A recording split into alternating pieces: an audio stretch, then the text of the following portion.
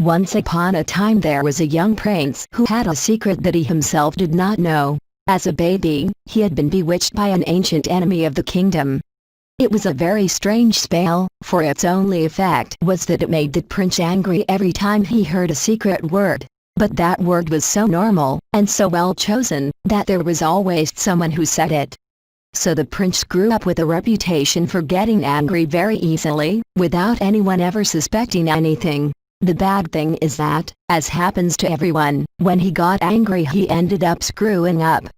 He yelled or did the first thing that came to mind, which was almost always the worst idea. And that, in someone who commanded so much, was a very big problem. His mistakes caused so much trouble that the clamor of the kingdom's inhabitants rose with such force that he came out of his own tail.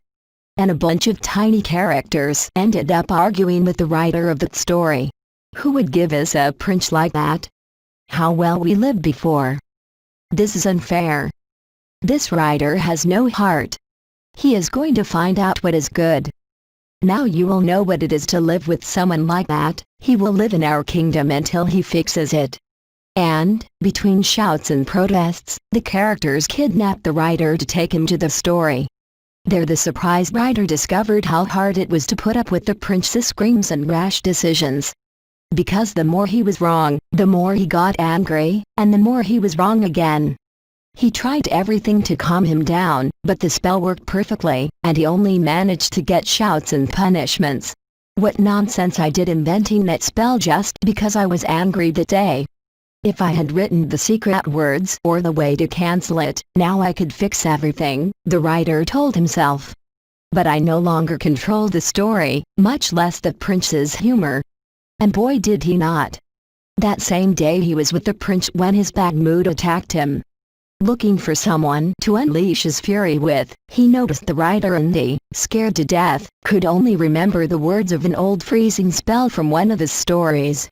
Instantly the prince was encased in a huge block of ice and the writer was quickly caught by the guards. They left him right there, in front of the prince, to receive his punishment when the block melted. But by then the prince's anger had passed, and this was the first time in years that one of his anger had not caused any problems. The prince was the first to be bothered by the nonsense he did when he was angry, and he was happy to have discovered a way around it. The next few days he kept the writer by his side so that he could freeze him when his anger hit him, and within weeks he just learned to control himself by not doing or saying anything while he was angry.